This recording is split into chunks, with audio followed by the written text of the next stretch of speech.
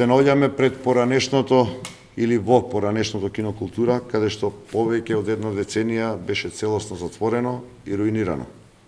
Еден мал дел од овој објект последниве 2 години функционира како независна културна сцена, но со поддршката на градот Скопје, која што ќе следи после 15 октомври, целиот негов капацитет ќе биде искористен и ставен во функција.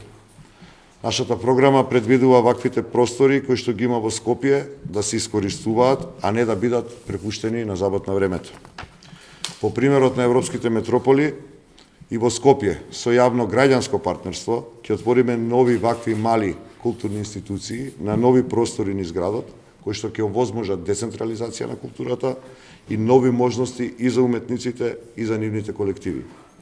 Овие институции чинат многу помалку отколку масивните, а продуцираат програма која што е со многу поразлична содржина.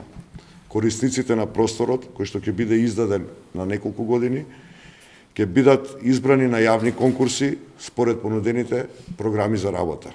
Истовремено ги отвараме институциите на културата за сите граѓани. Ги ослободуваме од партиските и идеолошките стеги, затоа што културата треба да биде за сите.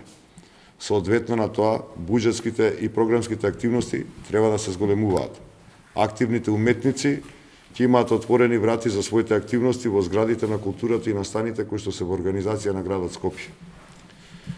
Ќе се посветиме на запоставените споменици, спомен куќи, поставки и на друго културно наследство од Скопскиот земјотрес, од Народно-ослободителната војна, од модерниот период, османлискиот период и други делови од скопската историја.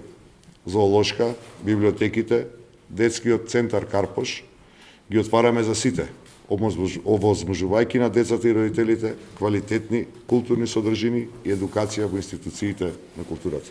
Благодарам, поведете прашање.